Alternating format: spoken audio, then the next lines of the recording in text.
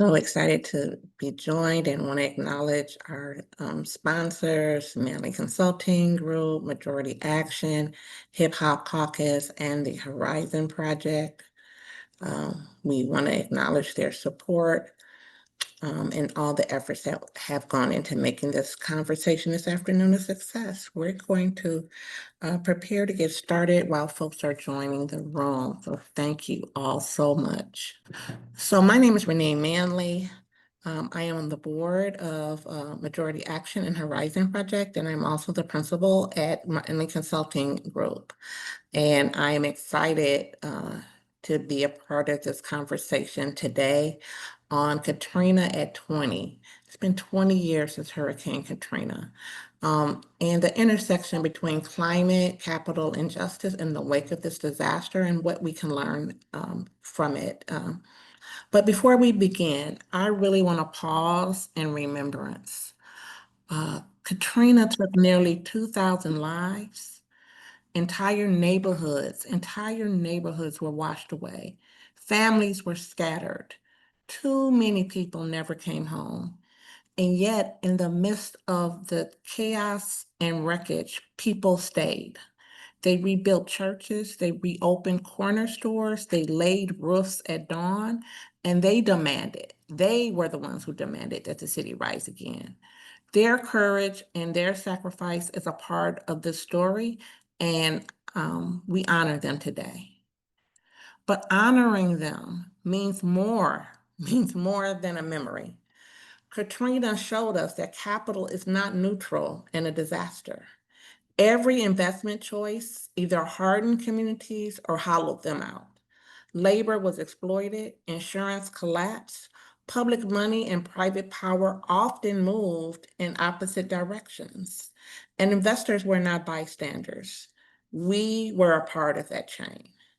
So the question for us is simple. 20 years later, will we still finance abandonment or will we finance resilience? We've brought together some amazing voices who can help us answer that. First of all, we have Sakit Soni, whose work has illuminated how the people recruited to rebuild after Katrina were treated as expendable.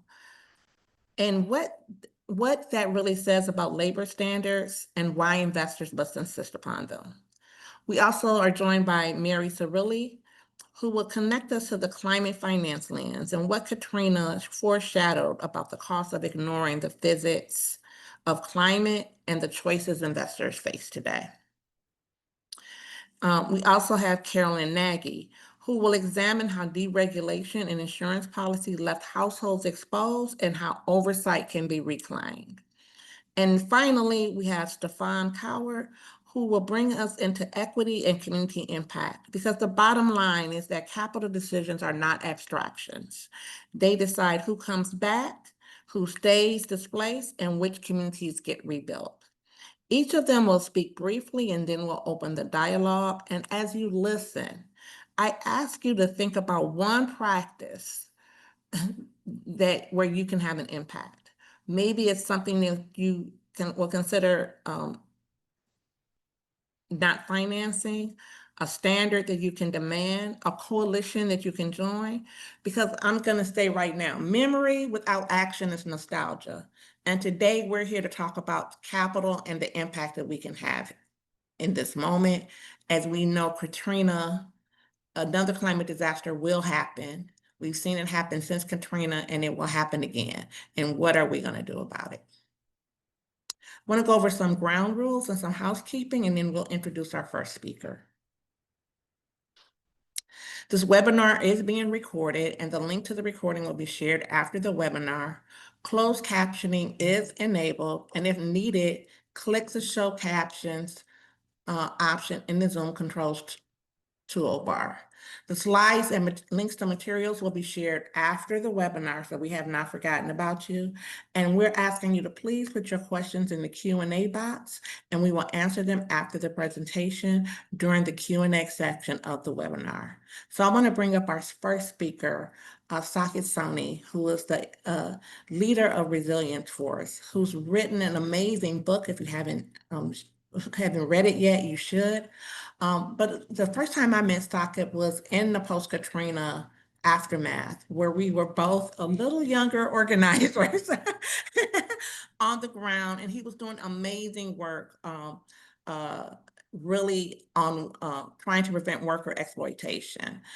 He can tell you a lot about what he's seen during Katrina and what he's seen in the period after around disaster recovery and kind of the exploitation of workers. And so I'm really pleased to have him here with us today. Saki, thank you so much.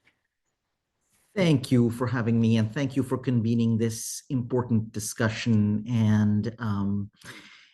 And yes, I think your opening reminder to us or exhortation to us that memory without action is nostalgia is so critical today.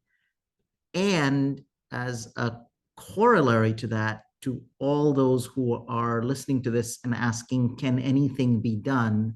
I'm here to tell you that things are getting done and more can be done because of groups of people like us and our members. I'm Saket Soni. I'm a labor organizer who spends most of his time in disaster zones. When hurricanes, floods, and fires hit, workers arrive to perform all of the repairs.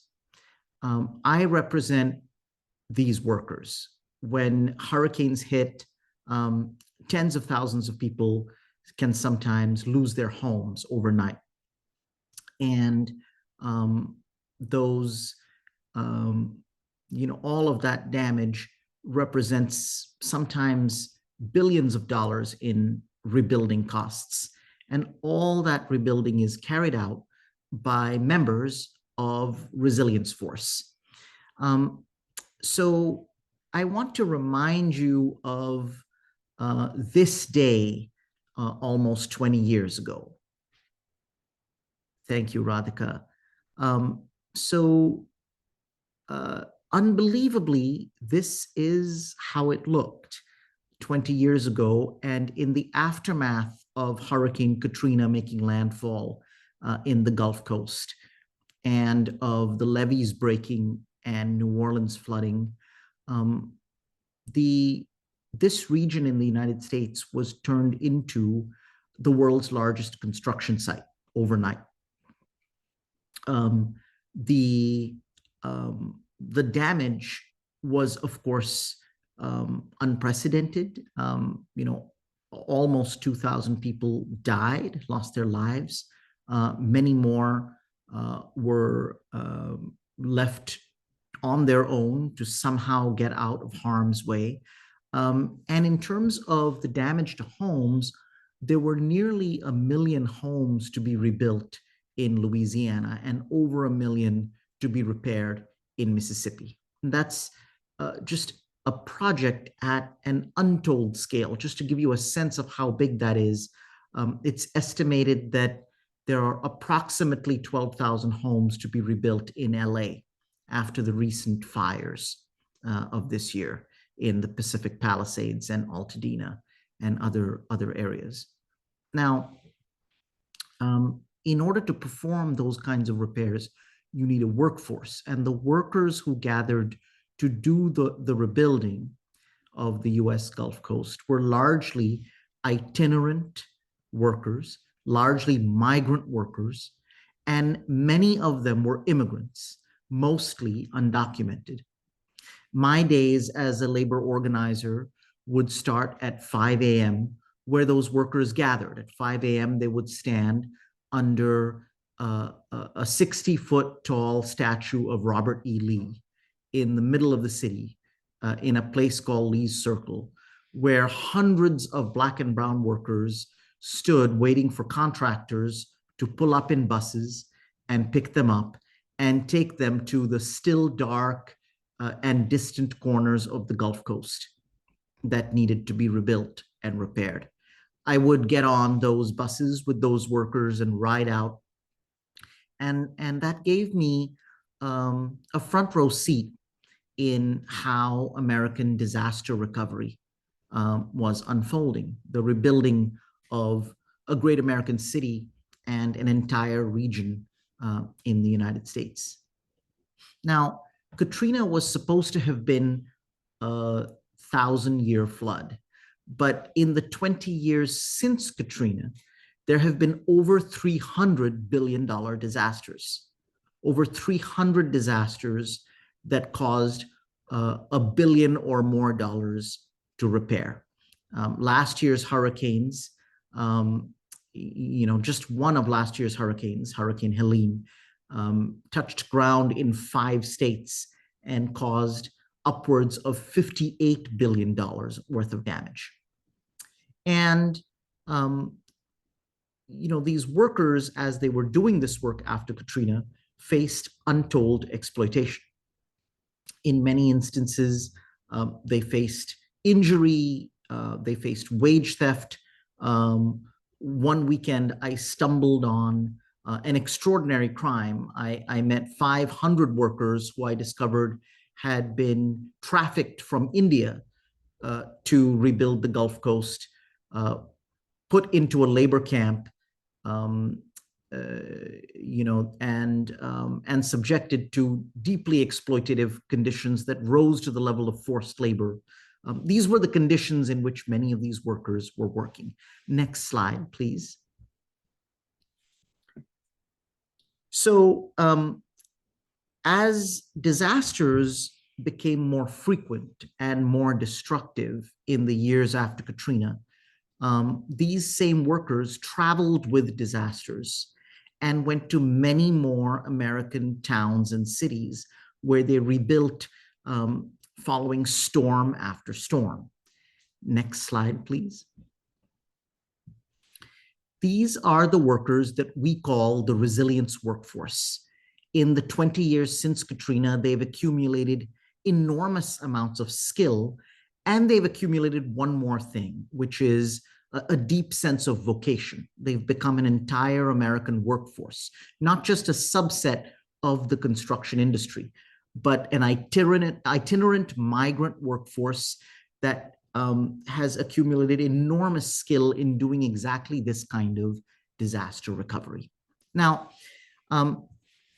one important thing about this resilience workforce is that as it has matured, as it has grown, an entire economy around them has grown, with billions of dollars circulating in public and private money to fuel this economy, which we call the resilience economy. And at the center of this economy are not just these workers, but companies that used to be small mom and pop shops when Katrina happened, but since then have consolidated and grown as the industry has become more fragmented at the bottom, more subcontracted, more dispersed, more itinerant. The money on the top has consolidated. As of 2020, when we looked and really understood the dynamics of these companies, many of, if not most of the top 20 companies had by then become so large and so profitable that they were bought up by private equity companies and now had institutional investors. So one really important leverage point here is that as the money has come in, there is now a possibility that these workers, can really, just like janitors and other industries that saw consolidation, that these workers can really begin to negotiate with these companies, right? And begin to look at what has been a deeply exploitative industry, the resilience economies, disaster restoration industry, and turn these into good jobs that can be the basis of long-term careers. This isn't just a pipe dream or a fanciful hope. In the next slide, you'll see just that kind of moment where a major disaster restoration company signed a high road agreement with a group of workers, a national agreement raising wages, improving working conditions, that is in the interest not just of the workers, but of the company, because the company then can get access to, loyal, long-term, well-trained, well-paid workers that can work season after season wherever this company gets contracts. This particular company is Signal Restoration, but there are dozens of companies like that that could make the same deal with workers. Now, the state of this industry with private equity ownership worries us a great deal, not just on behalf of workers, but on behalf of residents. Disasters that are of a scale now where we need these companies, and we need them to be sustainable. And we're very worried that as private equity moves quickly through companies, that there won't be sustainable business models. Next slide. Now, a healthy disaster restoration company can build homes, but it can build one more thing. Next slide.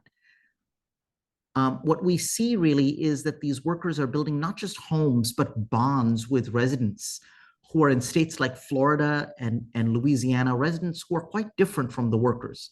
A lot of times our workers are rebuilding the homes, immigrant workers rebuilding the homes of residents who once thought they hated immigrants, but now are depending on them. This can be the basis of, we see it being the basis of new friendships, deep social bonds, and eventually a source of healing in a deeply fragmented and polarized America. I'll stop there. I think that there are extraordinary reasons to invest in the health of this industry, and you all play a very key role.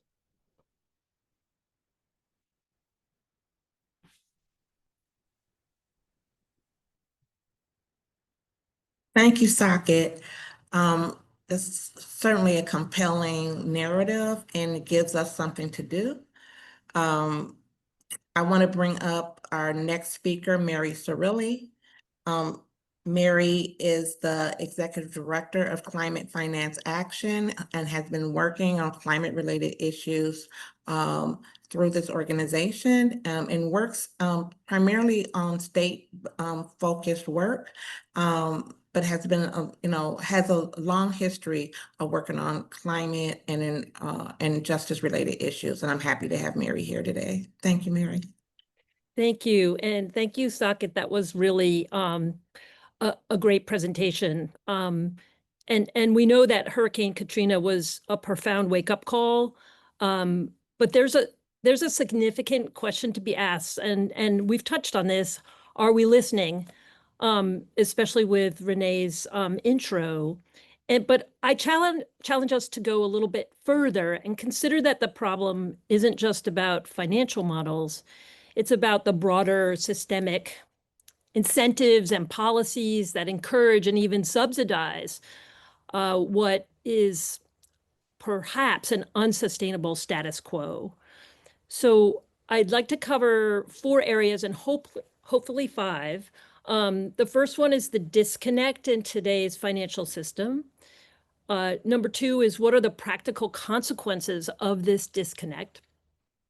And then just a short mention, like, let's get beyond the balance sheet.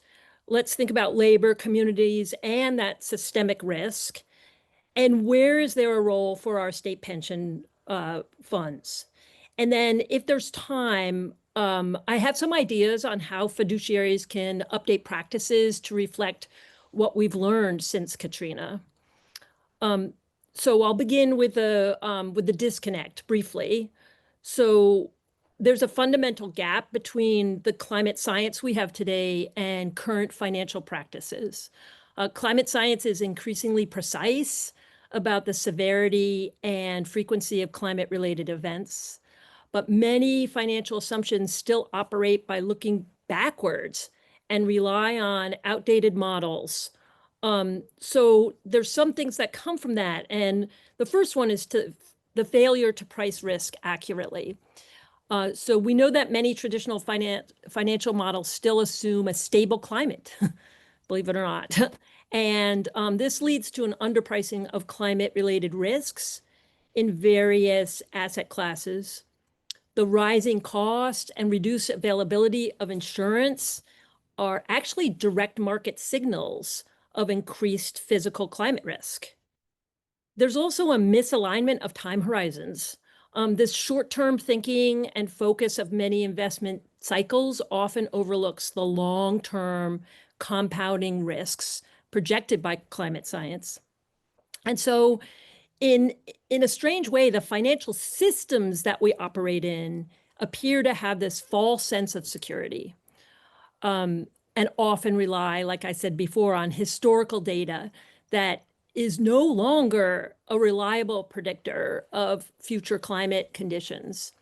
Further, the shortcomings of private insurance are often masked or offset by federal subsidies. And in some ways, this creates a moral hazard where both individuals and investors feel like they can build in high-risk zones just like before, because government will bear the ultimate financial burden of disaster. And we know that that's increasingly unlikely with our current folks in our federal system. Number two, where does this financial system fall short, and what are the practical consequences of this disconnect? So I mentioned various investment products, but especially mortgage-backed securities or real estate investment trusts in vulnerable regions they do not reflect their climate risk exposure. And these climate risks are often not fully priced, not only in these products, but often they're not accounted for across state pension fund portfolios, although this is beginning to change.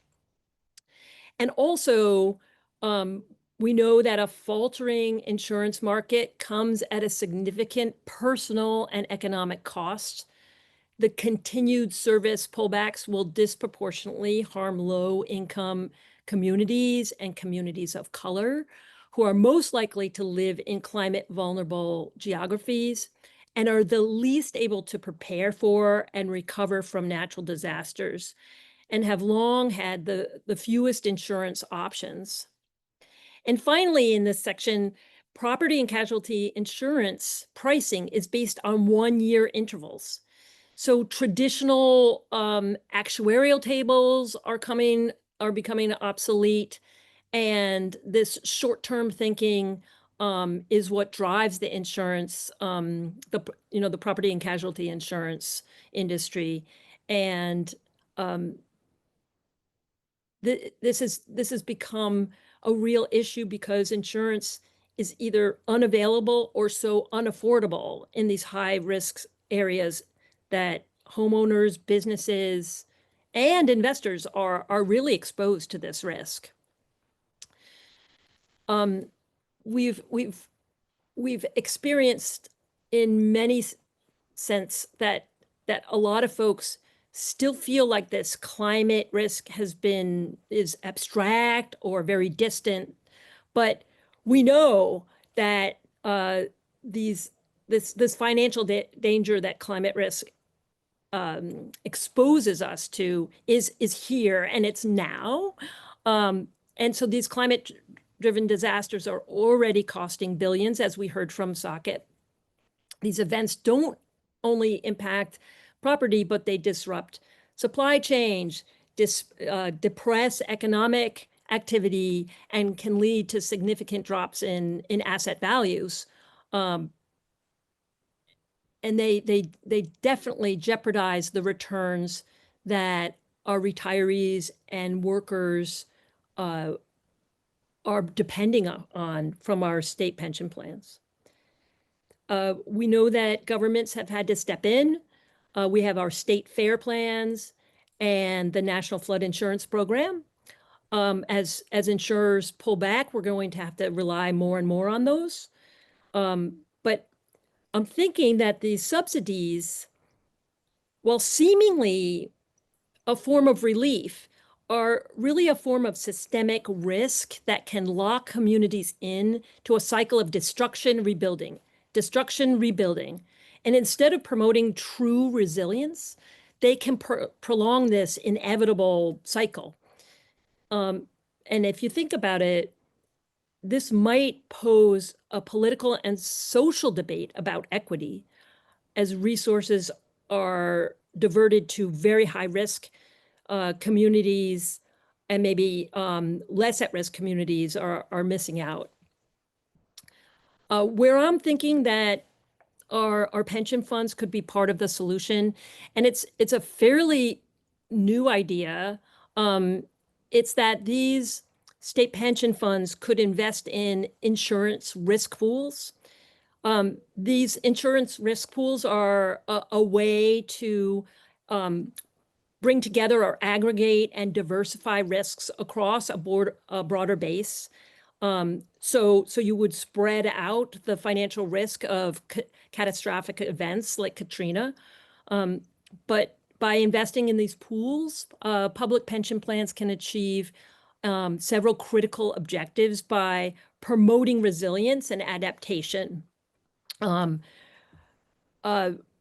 We know from our work, and we know from you all, that state pension funds are not just these passive investors. They have immense power to drive positive change, and they are major contributors to resilience investments.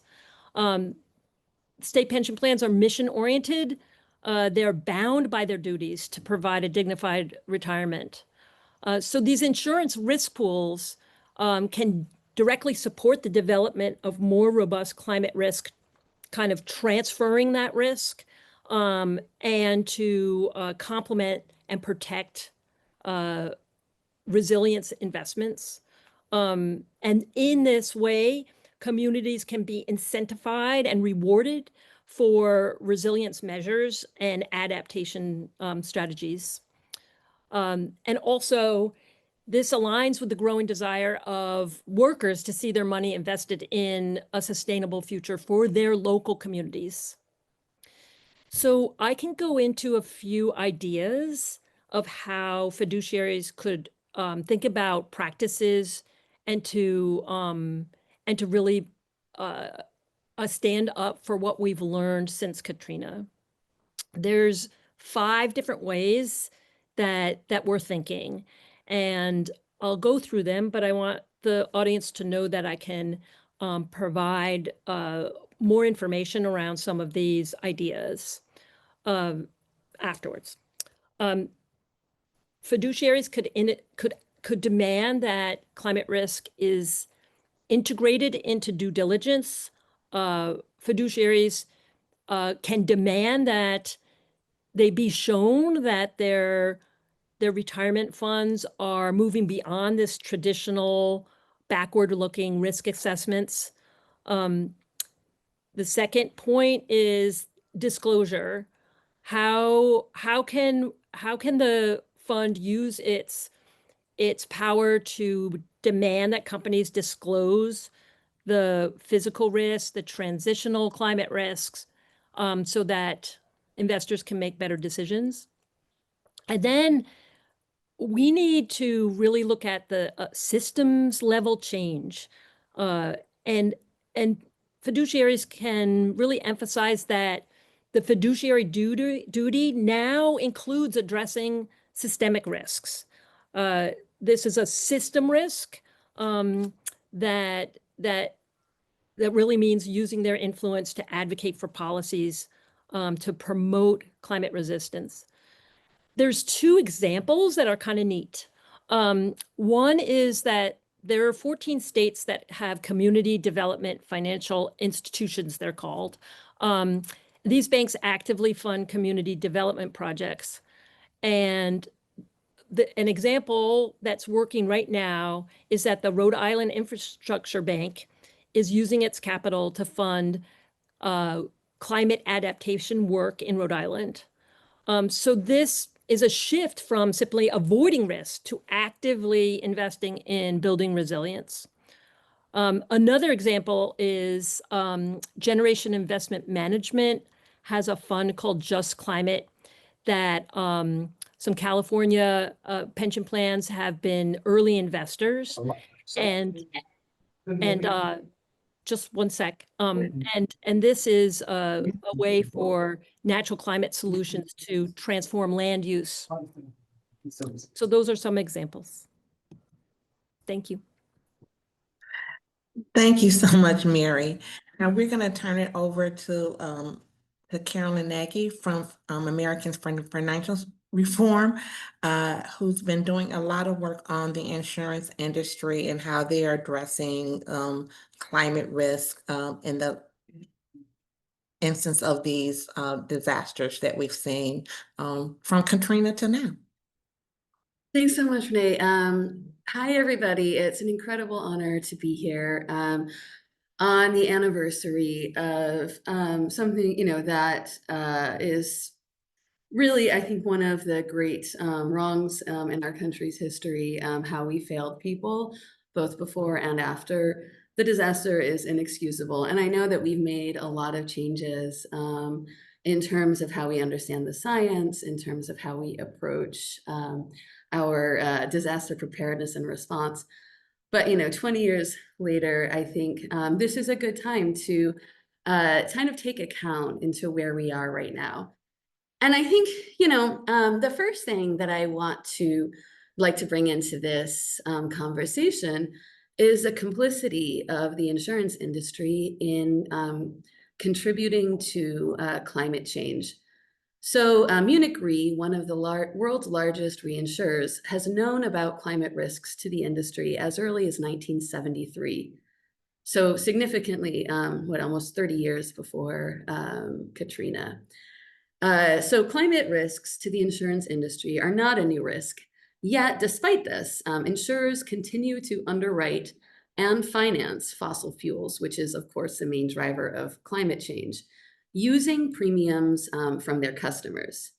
And so I think this is a really important starting off point, because what you see here is private industry profiting from their investments in climate change. So we can say, what the term is, you privatize the gains and socialize the risk. Because in this case, they're continuing to invest in fossil fuels, into CO2 emissions, the very things that are making our world more unsafe for people and the buildings that they live in.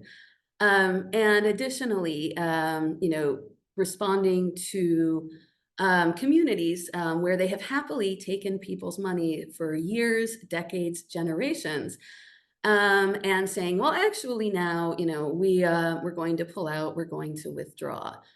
And I think, in terms of equity considerations, it's really important to take into account who is responsible for climate change and who is not.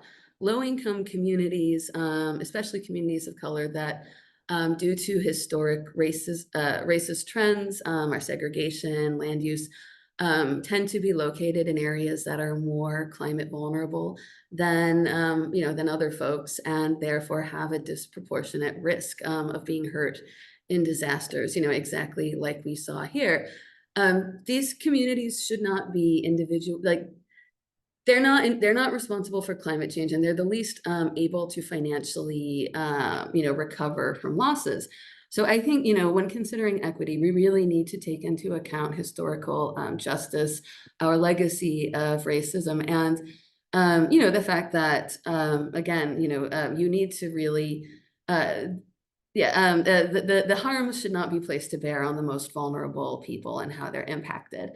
And so I think, just to go back to Katrina and insurance, obviously Katrina changed so much. It was it still is the most expensive disaster in our history, and also created the largest internal displacement of people known in US history, of 1 million folks.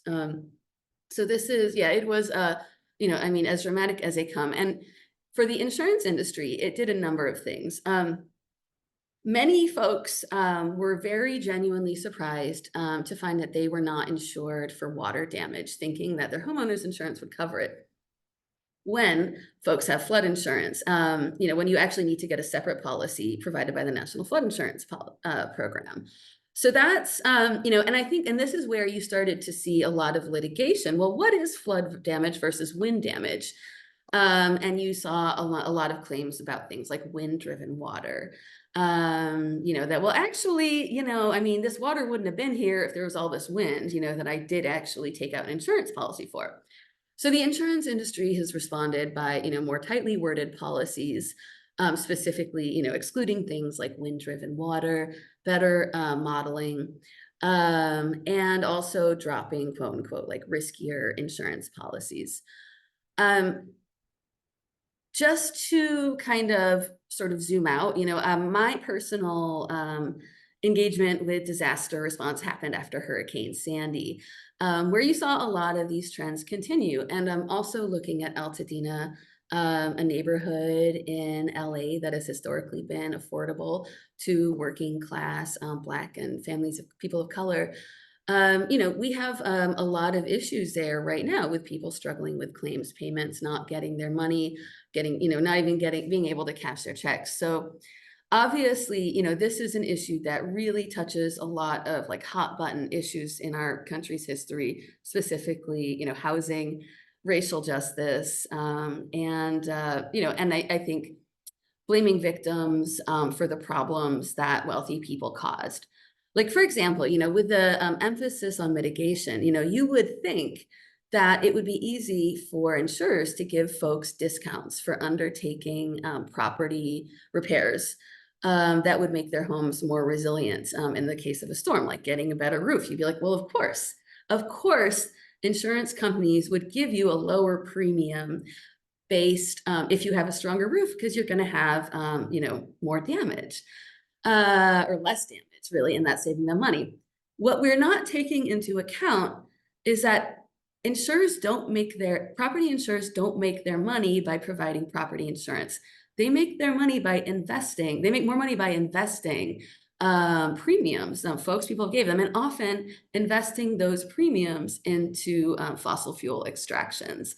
And so for them, they would rather have more money to invest up front, but in the form of higher premiums than a lower premium that more accurately reflects risk.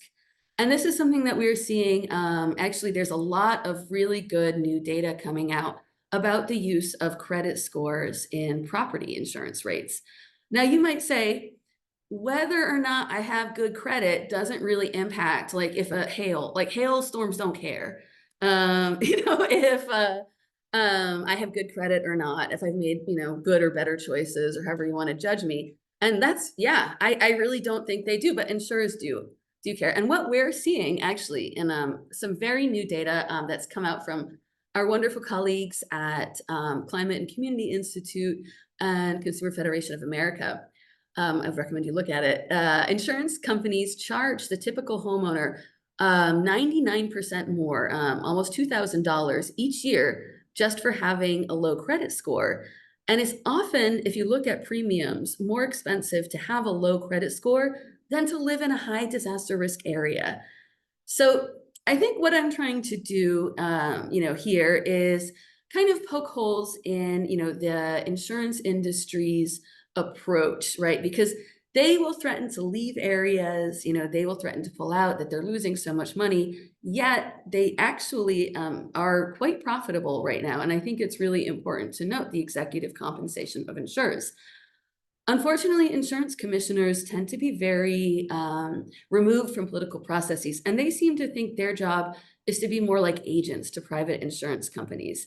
Yet, I think this is obviously something that as more and more folks become involved and concerned about this, I think this will not be tenable in the long term. And I am going to drop a link in the chat, insurancejustice.org. This is a national organizing initiative we're undertaking with Public Citizen to get frontline groups, think tank experts, climate folks, consumer folks together to start brainstorming about state and federal policy solutions. And with that, I apologize if I went over. Thank you all so much for the chance to be here and share with you today. Thank you so much, Carolyn. I really appreciate that perspective. We're learning a lot about how the insurance industry has been complicit in these disasters. And I want to turn it over now to my colleague, Stefan Power, Hip Hop Caucus, and they have an origin story that was birthed in this kind of the time frame of Hurricane Katrina. So I'm hoping he's going to refer to that as he talks about the impacts of on equity and on people as we reflect on the 20 years since the hurricane. Yeah, absolutely. And thank you for being here. Like Renee said, Hip Hop Caucus is an organization that has been around 21 years now. The work that we have did was building off of exactly what happened after the Katrina hit landfall, and that we have been mobilizing communities to be able to protect from the harms of climate disaster.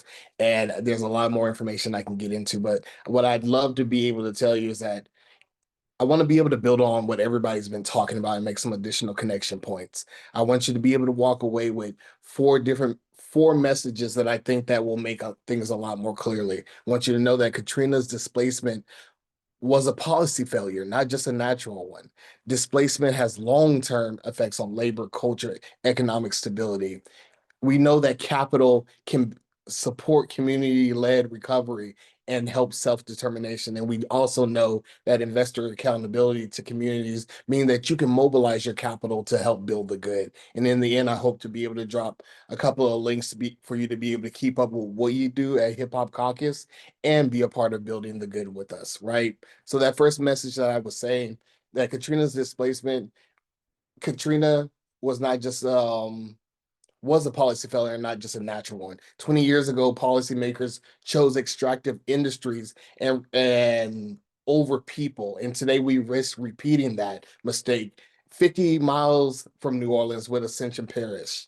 This community flooded during Katrina and again in 2016. And now the Louisiana governor is looking to be able to build the largest ammonia plant there, displacing over 800 residents. And in April, he announced the name of that project would be Blue Point Complex, a facility said to be the largest in the United States. This is giving social license and resources to the fossil fuel industry, and an industry that is responsible for the increase in intensity of these disasters. It's going to be, like I said, it's going to be located in Ascension Parish, and it's not that far away from Donaldsonville nitrogen complex, one of Louisiana's largest greenhouse gas emitters, and that sits in that area. And so I'm making these points that Hip Hop Caucus has been fighting this model of disaster capitalism for 2 decades.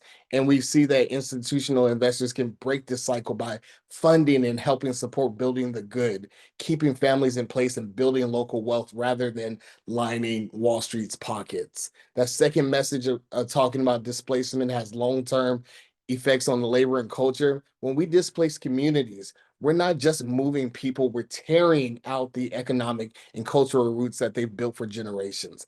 We're marking Hip Hop Caucus like 2 decades in this work by going down to the levees and building up this culture again when it comes to the front lines, the second line bands, and like going into hunter fields to show that the culture itself is economic infrastructures. And when communities are uprooted for industrial development, we lose these social networks and institutions that create generational wealth. And one of the ways that we are also doing this at Hip Hop Caucus is the Bank Black and Green campaign, where we're mobilizing capital to impact investors to put into Black owned MDIs, financial institutions, and CDFIs so they can help be able to build the good. And in that second point, I really want you to know that, talk about the mental health component of it all, right? Years of disinvestment after Katrina shattered not only homes, but community well-being, leading to spikes in PTSD, depression, sickness. And without this capital reinvestment, these mental health scars deepen, leaving our families and our neighborhoods less adaptable, less resilient, for the next crisis that will come. That third point that I'm making is that capital can support community-led decisions. Like, real recovery is community-led. We need capital to be able to build power, not just infrastructure. And that's why we see that there's an opportunity for the impact investor community, the investor community, to collaborate with financial institutions that are community led, who are in these areas where climate disaster, environmental racism and things happen the most. That is why part of the work that we do here at Hip Hop Caucus is about putting the fight to stop the petrochemical industry, to the LNG industries, these people who come into the communities under false promises of saying that they're going to provide economic stability, jobs, yet they extract and they cause environmental harm, right? Like, and so we see that this true impact comes when we are prioritizing community over people, right? And so I want to say this last message is there's a way forward for the impact investor community. And there's a level of accountability to the community. Like what I see as investor accountability isn't about just better reporting. It's about shifting power to these frontline communities who have been deeply impacted by climate disasters, right? Like this means of not just looking for these short-term returns on investment. It means power building in these communities, organizing. And like myself, I'm an organizer, but I see an opportunity for people who are in this space to be organizers with capital, right? For example, Hip Hop Caucus is building that by winning a city ordinance and state resolution to be able to make August 29th the first state recognized climate disaster in history, right? And so we're wanting to be able to so communities are prioritized, through law and not just talking points, right? Like so, and we've come closer to being able to do this because in this past month in June, we were able to get past the city ordinance in New Orleans to be able to make it a local holiday, thanks to the council members there and who introduced the motion. And now we want to see the state follow in this direction of the leadership of this local community and to be able to make sure that this is a designated holiday. And we'd love for it one day for it to become a national holiday. And we see this is long overdue because this is about the healing process, right? It's also be a reminder to be able to put institutional resources to building what was lost, right? We want to be able to create a sustainable future. And I see one of the ways that you can be able to mobilize your capital is to join the work that we're doing here at Hip Hop Caucus. Like if you are somebody who's in the investor community and you want to be a part of building solutions, you have a choice to be able to say, where does your capital sit? Is it helping build the good, or is it helping keep the bad going? And so that's one of the things that I want to share. Like you can be able to deploy your capital into these Black-owned financial institutions who are actively saying that they're not financing the growth of the fossil fuel industry or mass incarceration. And Thank you lastly, so much. yeah. Oh, go ahead, Stefan. No, I was Make just your going to say, point. lastly, I'd say that we know this is 20 years. And if you're not able to be able to make it in person to the work what's happening this week, join online and be a part of the national moment of silence that's happening to be able to just be in solidarity with the community. Thank you. I'm going to give a virtual round of applause to all of our panelists today, and we have a few minutes left for Q&A. So I, again, want to advise you that if you have a question, please put it in the Q&A. Our first question, some questions have been answered in the chat, so if you put a question in the Q&A, so you should look, see what questions have been asked and answered. This question from Maged Diop is, how do we prepare for the aftermath of the next Katrina? She has friends at EPA and FEMA who've been put on leave for asking to keep the agencies apolitical, and that she's concerned that we'll see a worse response if there's a similar storm that could hit densely populated cities like New York City or others on the East Coast.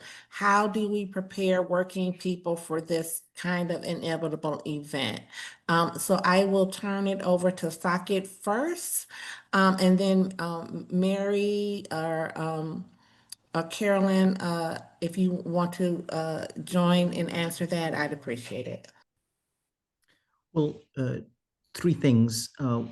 One, if anyone in the audience has connections to NOAA and FEMA workers and others who are no longer serving but want to play a role, it's really critical that we chronicle their experiences. And Resilience Force has the capacity to be in touch with them and support them and stream them into advocacy.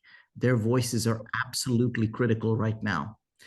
Number two, after any major disaster, it's not just residents and workers, but anyone who has finance invested in that regional economy is going to be at stake in how quickly the recovery happens. The rules for a recovery are the same rules that an EMT unit follows if there's an injury or a heart attack. The sooner you respond, the more sure the likelihood of eventual recovery.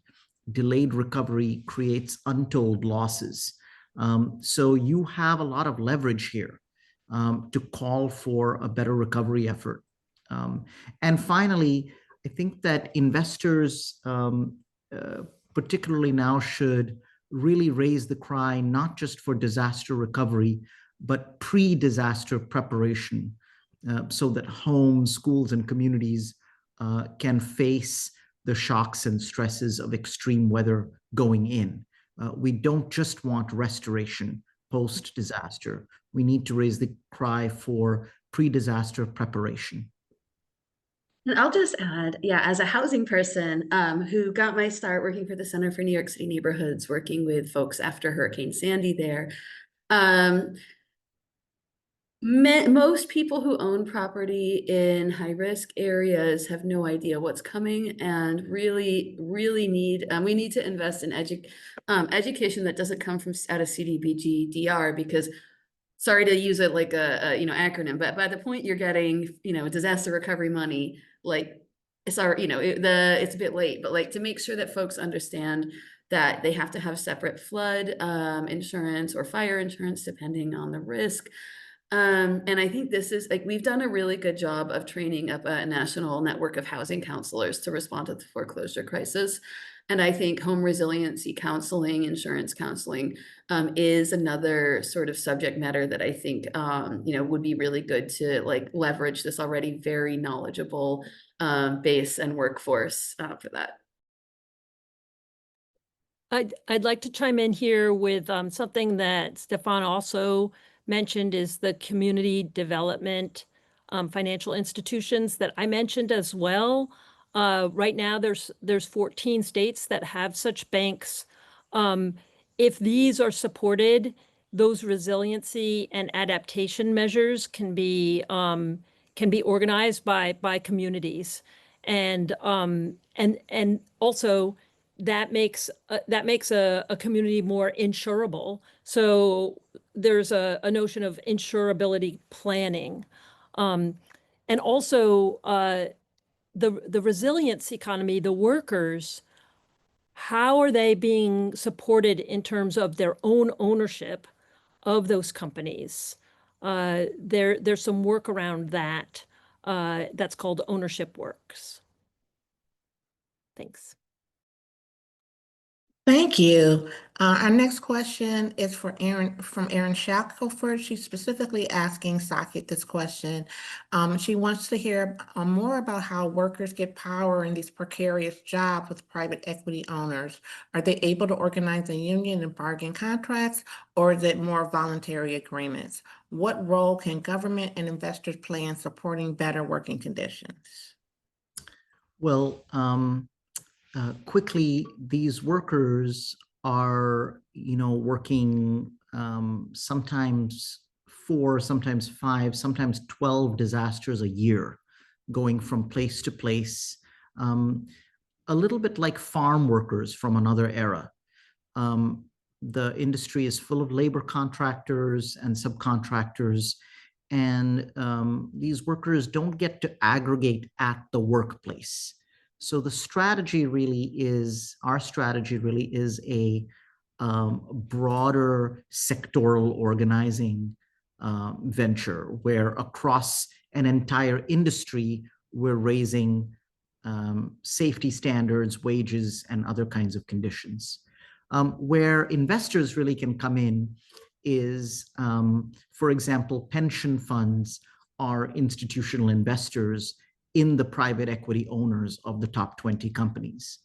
And so pension funds can play a really, really critical role.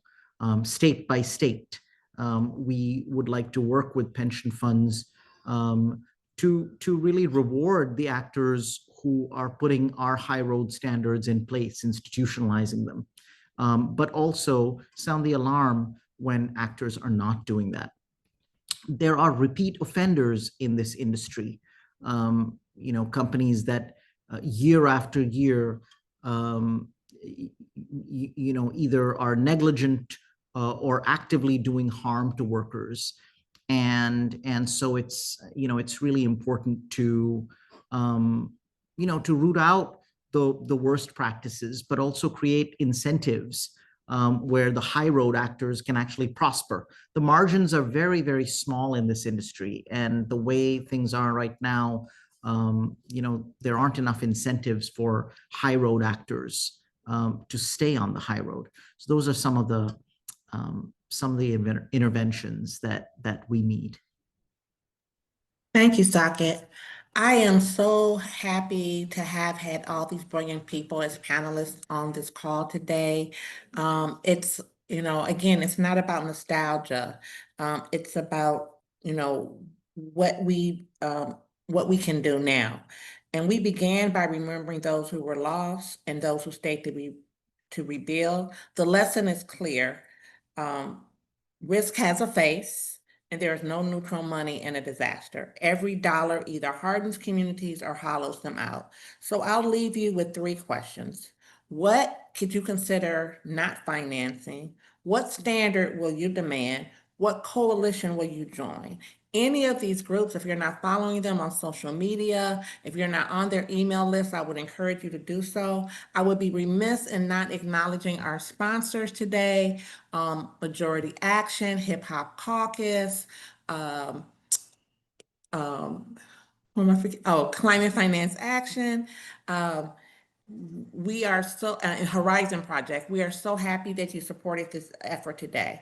Remember, memory without action is nostalgia, and the real tribute to those who endured Katrina is to ensure that the next time a storm comes, that we have made different choices. So thank you so much. Enjoy the rest of your afternoon. And again, join that moment of silence for those nearly 2,000 lives who were lost because of this storm. Thank you and have a great rest of your day.